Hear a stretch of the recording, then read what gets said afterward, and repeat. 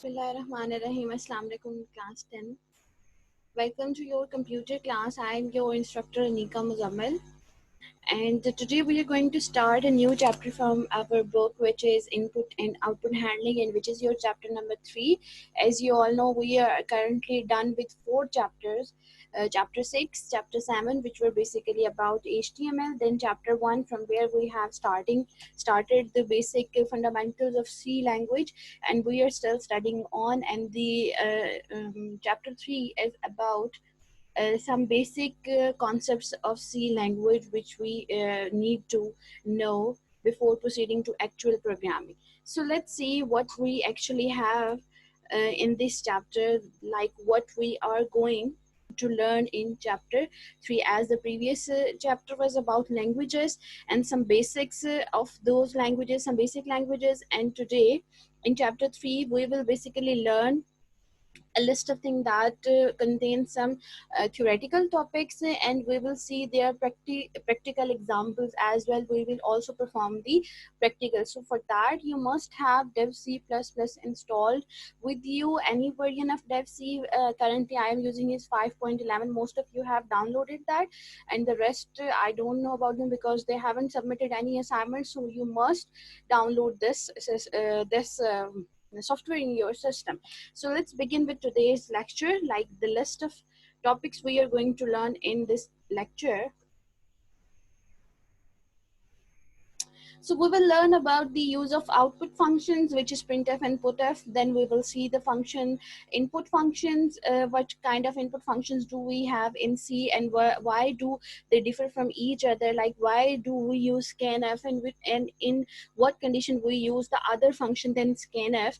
Then we will learn about the statement terminator, which is your semicolon. As you all know, we use a semicolon as a terminator in programming in C language to end any statement we have written in the code editor.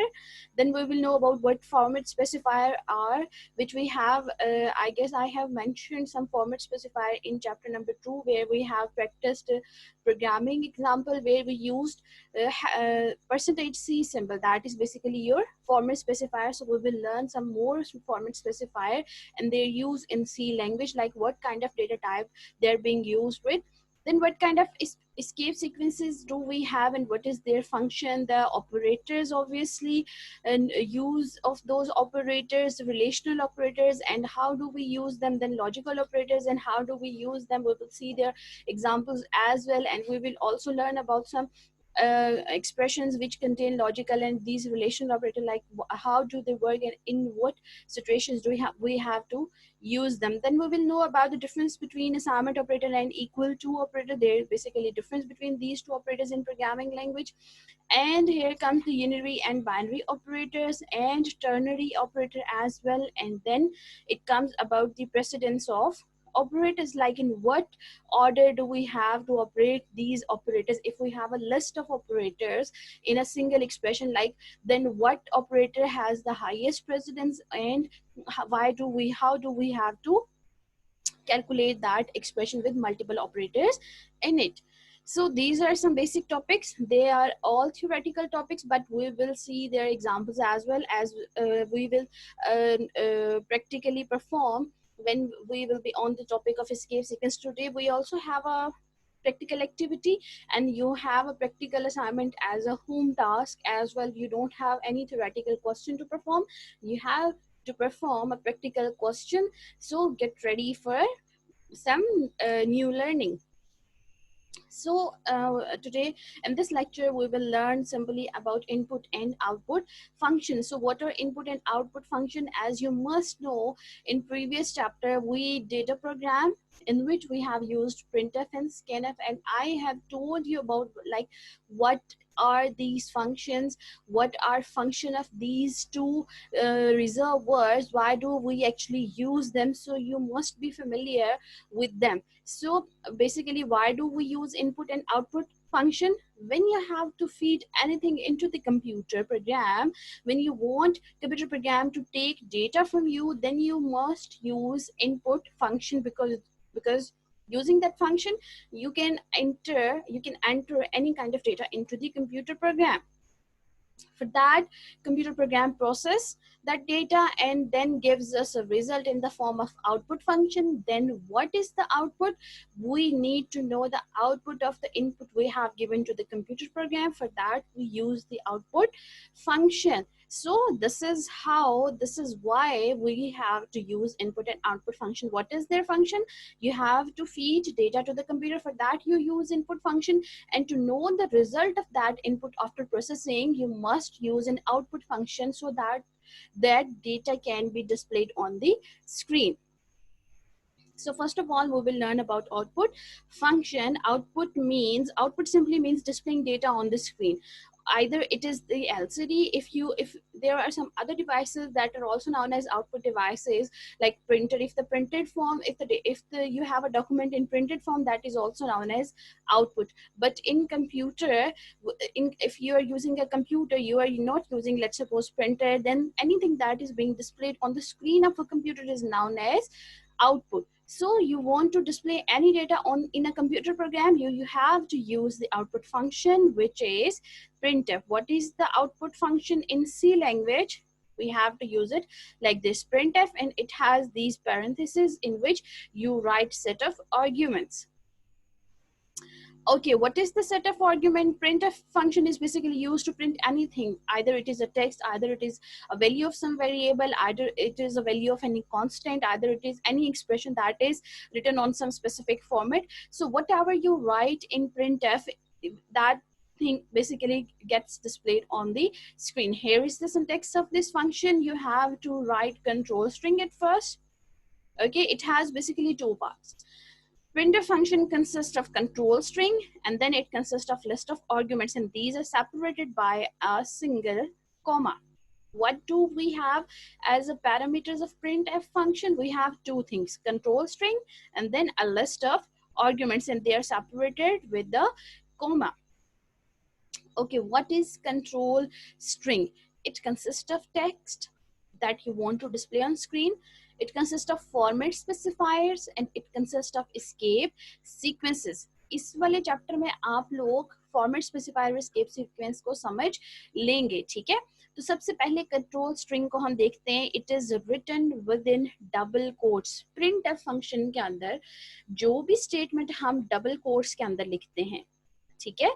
जैसे आप लोगों ने अपना नाम लिखा था, मैंने आपको प्रोग्राम कहा था कि प्रोग्राम एक लिखें जिसमें आप अपना नाम डिस्प्ले करें, तो वो जो चीज आपने प्रिंटफ फंक्शन के अंदर डबल कोट्स के अंदर लिखी थी, that is your control string. अब उसके अंदर टेक्स्ट भी आता है, फॉर्मेट स्पेसिफायर भी आता है, एस्केप सीक्वेंस भी आता है. हम अभी देखेंगे कि इस वाली स्टेटमेंट में टेक्स्ट क्या है, फॉर्मेट स्पेसिफायर क्या है और एस्केप सीक्वेंस क्या है, ठीक है?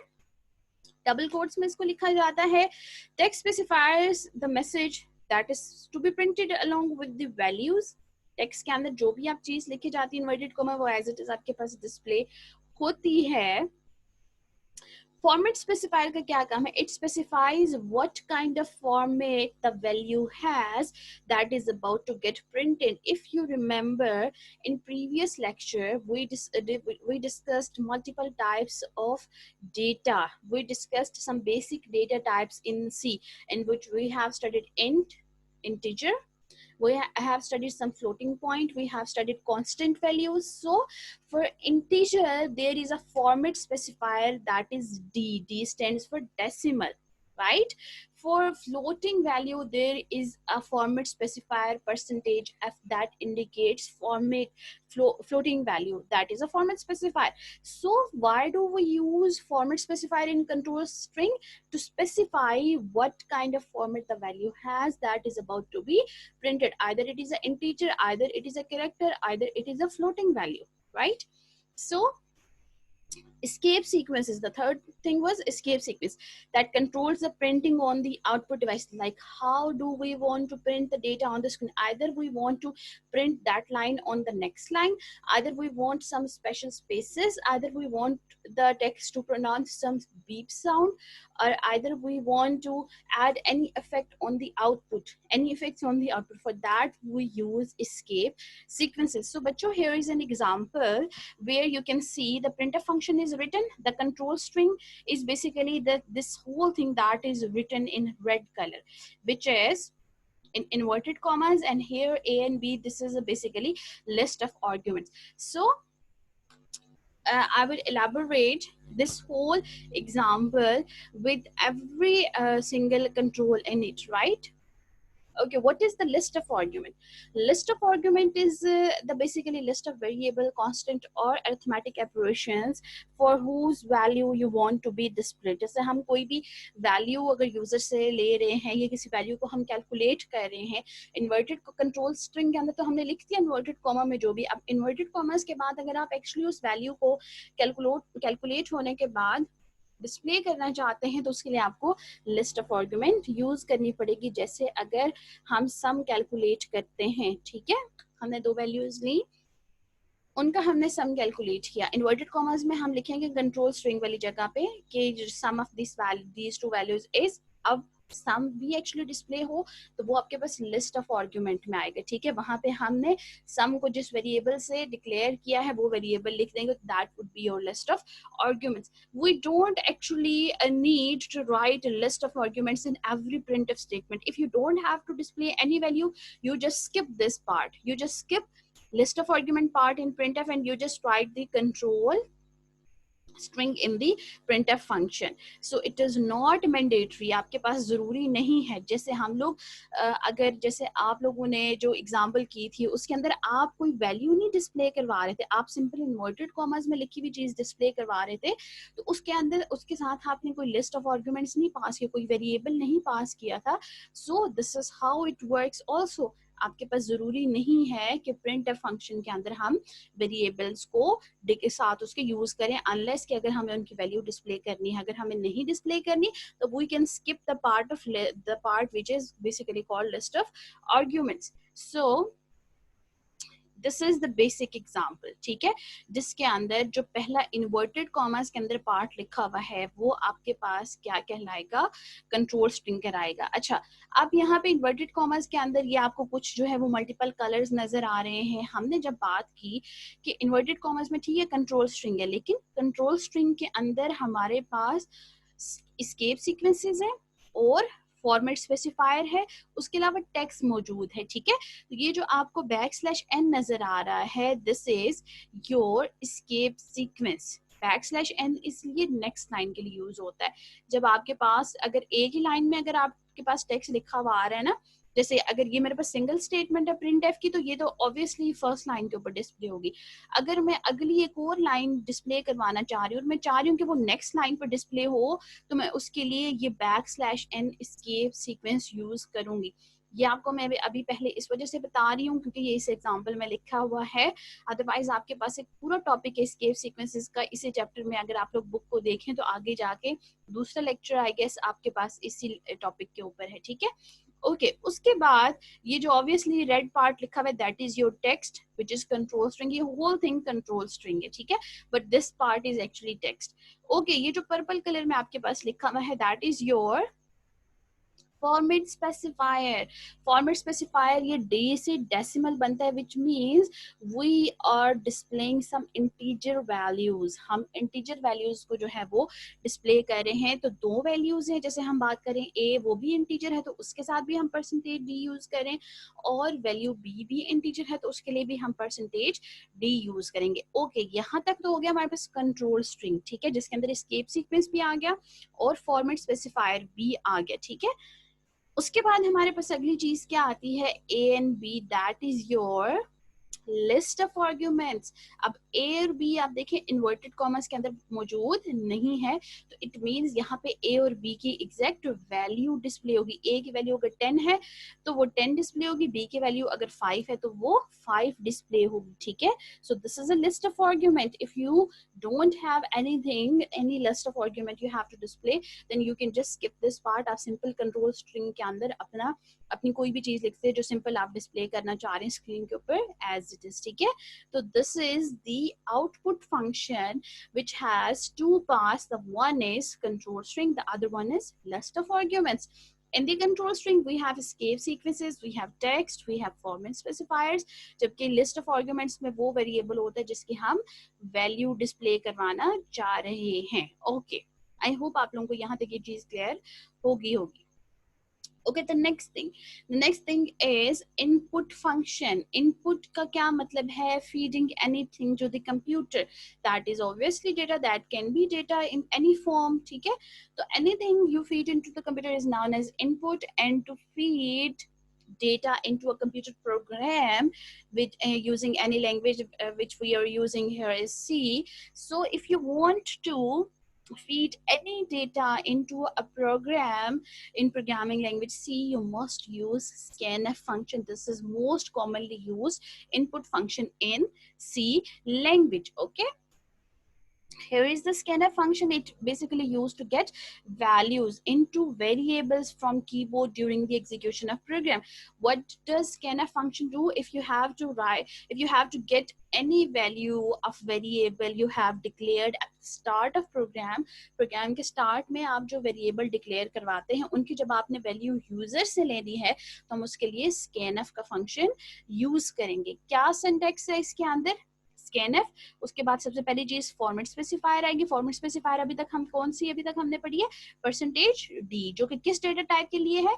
Integer data type. उसके बाद हमारे पास क्या आएगी? ये इन्वर्टेड कॉमन्स में लिखिए. उसके बाद लिस्ट ऑफ वेरिएबल, वो वेरिएबल्स जिनकी आप वैल्यू यूजर से गेट करना चाह रहे हैं. आप एक ही स्कैनर स्टेटमेंट में 5-6 वेरिएबल्स इकट्ठे लिख सकते हैं तो वो 5-6 की वैल्यू एक ही दफा में ले लेगा. जरूरी नहीं कि हर दफा आपको अगर 5 वेरिएबल्स की वैल्यू लेनी है तो आप इस तरीके से भी कर सकते हैं. 5 डिफरेंट प्रिंटफ स्टेटमेंट लेंगे. एंटर वैल्यू ऑफ ए, फिर स्कैनफ फॉर्मेट स्पेसिफायर के साथ ए लिखें, फिर printf enter value of B.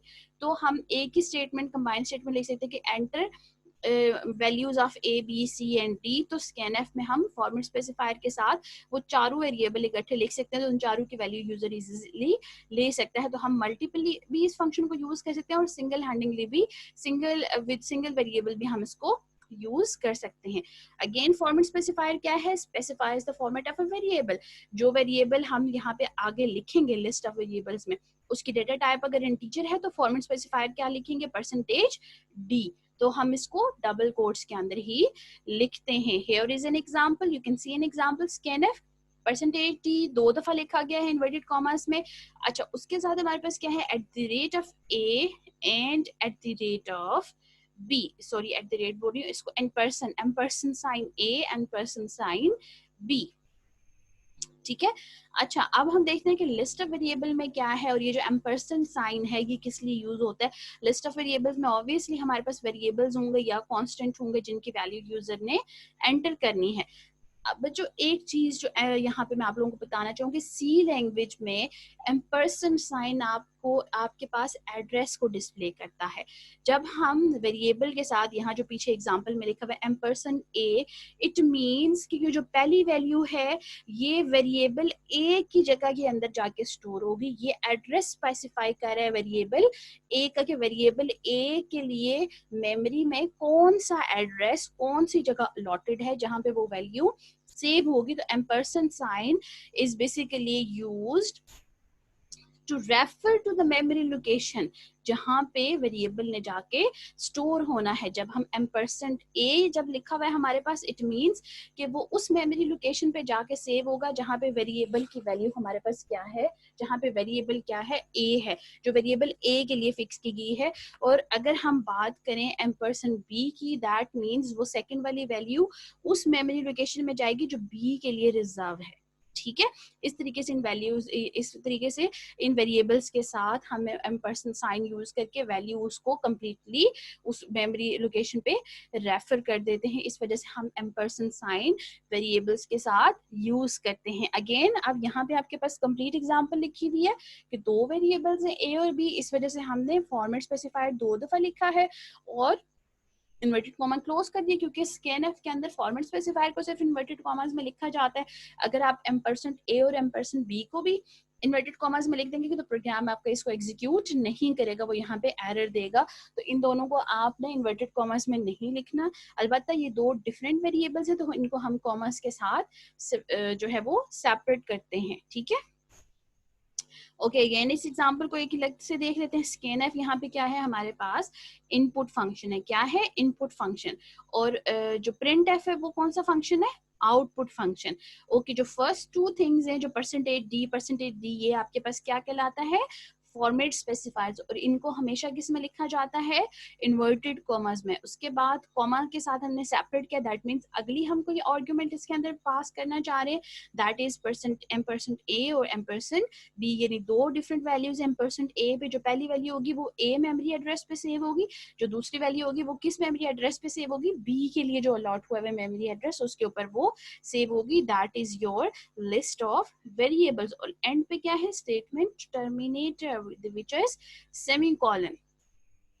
Okay यहाँ पे बच्चों आप लोगों का आज वाला लेक्चर तो हो जाता है कंप्लीट। अब हम आ जाते हैं प्रैक्टिकल वर्क की तरफ। ठीक है, आपके पास जो है वो यहाँ पर एग्जाम्पल गिवन है जो बुक के अंदर ही है। मैं वही उन्हीं एग्जाम्पल को लेके चलूंगी, क्योंकि प्रोग्रामिंग आप अभी पहली दफा पढ़ रहे हैं, तो अगर मैं खुद से कोई एग्जाम्पल लिख दूंगी तो ऑब्वियसली वो आप बच्चों को समझ नहीं आएगी। ठीक है, तो हम यहाँ पे क्या कर रहे हैं, हम सिंपली एक प्रोग्राम लिख रहे हैं जो कि क्या करेगा, दो वैल्यूज को लेगा, ठीक है, और उनका सम कैलकुलेट करेगा और उसको स्क्रीन के ऊपर डिस्प्ले करेगा। हम ना इसका प्रैक्टिकल वर्क देख लेते हैं। ठीक है, let's see how this activity works in Dev C plus plus. तो हमने क्या करना है, डेव सी प्लस प्लस को अपने पास ओपन कर लेना है। ऐसे ही है, आप लोगों के पास सॉफ्टवेयर अगर मौजूद है, डेव सी प्लस प्लस को मैंने कर लिया है ओपन। ओके क्या तरीकाकार है कि हम किस तरीके से फाइल जो है वो इसके अंदर क्रिएट करते हैं। फाइल के ऊपर जाएंगे, न्यू के ऊपर जाएंगे and then we will select project. Project select करने के बाद हम यहाँ क्या करेंगे, कंसोल एप्लीकेशन सिलेक्ट करनी है और यहाँ से सी प्रोजेक्ट, कौन सा प्रोजेक्ट सिलेक्ट करना है? C project. Do not select C plus plus project, क्योंकि हम सी प्लस प्लस प्रोजेक्ट नहीं कर रहे, हम सी लैंग्वेज पढ़ रहे हैं।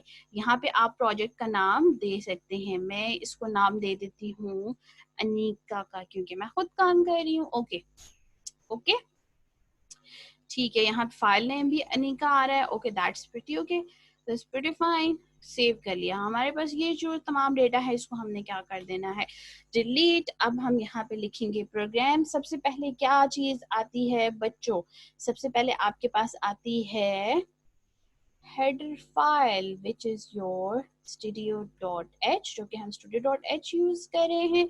ठीक है, उसके बाद हमारे पास क्या चीज आएगी, मेन फंक्शन, जो कि हमने क्या बात की, उसकी हम डेटा टाइप क्या रखेंगे, इंट मेन। ठीक है, उसके बाद हम क्या करेंगे, करली ब्रैकेट के साथ मेन फंक्शन स्टार्ट करेंगे। ठीक है, तो हम क्या करेंगे, वेरिएबल्स ले लेंगे। हम इंटीजर वैल्यू ले रहे हैं तो डाटा टाइप क्या होगी, इंटीजर। हम ले रहे हैं एक वेरिएबल a, एक वेरिएबल बी और एक वेरिएबल ले लेते हैं सी।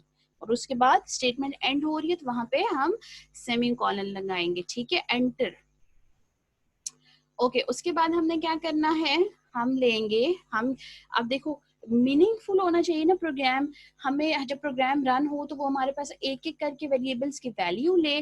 तो हम कहते हैं कि जी हम अब स्क्रीन के ऊपर डिस्प्ले हो कि एंटर वैल्यू ऑफ ए। तो जब स्क्रीन के ऊपर मैं चाह रही हूँ कि डिस्प्ले हो तो कौन सा फंक्शन यूज करूंगी, प्रिंट एफ का। ठीक है, तो प्रिंट एफ का फंक्शन जो है वो प्रिंट एफ मैंने लिखा। ओके इन्वर्टेड कॉमर्स लगा दिए। ठीक है, पहली लाइन है तो पहली लाइन पे हम बैक स्लैश एन यूज नहीं करेंगे, क्योंकि फर्स्ट लाइन तो हम कभी भी नहीं कहेंगे कि वो अगली लाइन से स्टार्ट हो, तो पहली लाइन ही होती है। ठीक है, हम लिखते हैं एंटर वैल्यू ऑफ ए। ठीक है, उसके बाद हम क्या करते हैं, यहाँ पे हम उसका percentage D, let me check if we have used this in। Okay यहाँ पे हमारे पास यूज नहीं है। ओके जब हम डिस्प्ले करेंगे वहां पे हम परसेंटेज डी को यूज करेंगे। ठीक है, हमने लिख लिया जी, एंटर करें वैल्यू ए की और हमने उसको सेमी कॉलन से क्लोज कर दिया। अब ए की वैल्यू अब यूजर ने एंटर करनी है, यूजर ने कंप्यूटर को देनी है, तो इनपुट देगा ना, तो उसके लिए कौन सा फंक्शन यूज करेंगे हम, स्कैनफ। स्कैनफ के अंदर अब देखें सबसे पहली चीज क्या आएगी स्कैनफ के अंदर, फॉर्मेट स्पेसिफायर। फॉर्मेट स्पेसिफायर के अब देखें ए हमारे पास हमने क्या डिक्लेयर किया हुआ कि कौन सी वैल्यू है, ए इंटीजर वैल्यू। तो फॉर्मेट स्पेसिफायर कौन सा आएगा हमारे पास, परसेंटेज डी।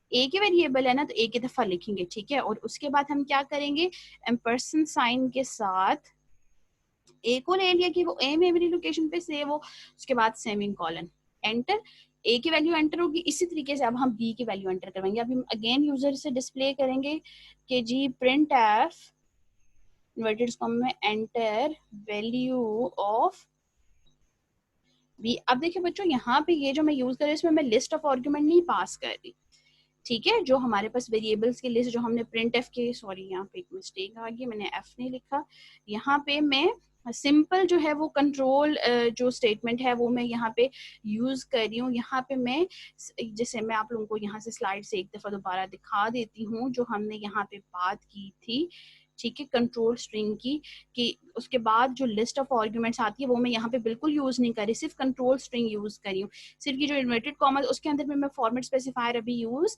नहीं कर रही हूँ, क्योंकि अभी मैं सिंपल वैल्यूज यूजर से ले रही हूँ। जब वो डिस्प्ले करवाने की बारी आएगी तो तब मैं फॉर्मेट स्पेसिफायर यहाँ पे यूज करूंगी। एंटर वैल्यू ऑफ बी, अब बी की वैल्यू एंटर करने के लिए अगेन स्कैनफ का फंक्शन यूज करेंगे, ठीक है। उसके अंदर सबसे पहले फॉर्मेट स्पेसिफायर आएगा, डी क्योंकि बी क्योंकि इंटीजर है तो उसके लिए format specifier percentage D use होगा और उसके साथ एम्परसेंड साइन के साथ हम क्या करवा लेंगे, बी। अच्छा, बुक के अंदर क्या कर रहा है, जो बुक ऑथर है उसने सी के अंदर, सी वेरिएबल के अंदर ए और बी को ऐड करा दिया, ए प्लस, यानी कि सी को उसने एज अ सम वाला वो वेरिएबल ले लिया, ठीक है। सी क्या कर रहा है, ए और बी की वैल्यू को ऐड करके अपने अंदर स्टोर करवा रहा है, ए और बी का बेसिकली सम हो रहा है। अब फिर एंड पे क्या होगा, जब हमने सम लिया है तो उसको हम डिस्प्ले भी तो करें, ठीक है। तो हम क्या लिखेंगे, the value of C is equal to, यहाँ पे हम परसेंटेज डी के साइन जरूर यूज करेंगे, क्यों, क्योंकि अब हम सी की वैल्यू डिस्प्ले करवा रहे हैं, ठीक है, कॉमा, और उसके बाद हम सिंपल सी वेरिएबल को लिखेंगे कि जो सी वेरिएबल के अंदर वैल्यू सेव है वो हमारे पास डिस्प्ले हो जाए, रिटर्न 0 करा लेंगे, ओके। और इन्वर्टेड सॉरी सेमीकोलन, हमने प्रोग्राम लिख लिया जी, ठीक है। अब हम इसको क्या करते हैं, एग्जीक्यूट के अंदर जाके कंपाइल करते हैं। इसको सबसे पहले सेव करना होगा, yes I want to replace that file, okay. Compilation में आपको यहाँ पे नजर आ रहा होगा 0 एरर है, तो अब हम इसको क्या कर लेते हैं, रन कर लेते हैं। वो क्या कह रहा है, एंटर वैल्यू ऑफ ए की वैल्यू मैंने 2 एंटर की। अब वो क्या कह रहा है, एंटर वैल्यू ऑफ बी, वो मैंने 5 एंटर की। तो value of C is equal to 7। अब यहाँ पे देखें ये मीनिंगफुल नहीं लग रहा ना, तो मैं यहाँ पे क्या करती हूँ, यहाँ पे मैं इसके बाद ए के बाद ना इक्वल का साइन डाल देती हूँ, ठीक है। इसी तरीके से यहाँ बी के बाद भी इक्वल का साइन डाल देती हूँ। अब हम इसको दोबारा रन कर लेते हैं, रन किया, ए, अच्छा सॉरी इसको सेव भी करना होता है, सेव किया, ठीक है। इसको हमने दोबारा कंपाइल किया, ओके, और अब execute run, A is equal, अब देखिए इज इक्वल के साइन के साथ आ रहा है 5, बी की वैल्यू हम एंटर करते हैं 10, तो 5 + 10 कितना हो गया, 15। The value of C is 15. So this is how you basically run a program on your computer screen using C language. What this program does, it actually, अच्छा यहाँ पे अब ना हम कमेंट के साथ यहाँ पे ऐड कर देते हैं कि मुझे देखने से तो नहीं पता लग रहा कि ये प्रोग्राम क्या कर रहा है, तो उसके लिए हम यहाँ पे कमेंट ऐड कर देते हैं, उसको लिखते हैं this program displays sum of two numbers, ठीक है।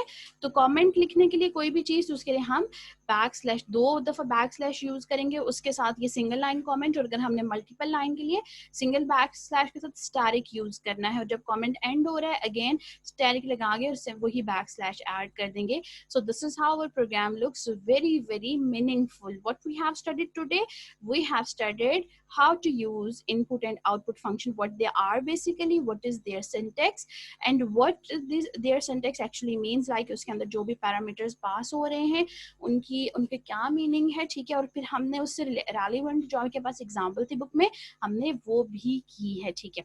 ओके, अगली चीज अब आपको क्या करनी है, you have to write a program to display sum of 5 numbers, ठीक है।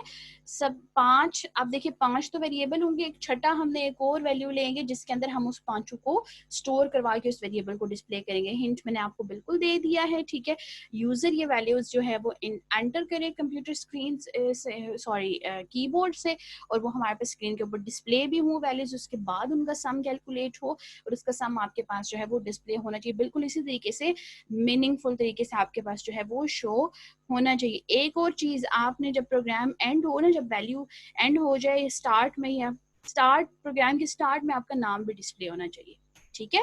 प्रोग्राम के स्टार्ट में क्या होना चाहिए, आपका नाम डिस्प्ले होना चाहिए। जैसे जब पहली स्टेटमेंट डिस्प्ले होगी ना कि एंटर वैल्यू ऑफ ए, उससे पहले आपने प्रिंट एफ स्टेटमेंट के साथ अपना नाम पहले स्क्रीन के ऊपर डिस्प्ले करवाना है और ये आपने सबमिट करवानी है as a home task in your subject group. That's all for today बच्चों। आई होप आप लोगों को आज एक नई चीज सीखने को मिली होगी और प्रोग्रामिंग जो थोड़ी बहुत आप लोगों को मुश्किल लग रही होगी वो थोड़ी सी आज और आसान लगी होगी। आई ट्राइड माई बेस्ट कि मैं आप लोगों को अच्छे से ये कॉन्सेप्ट दूं।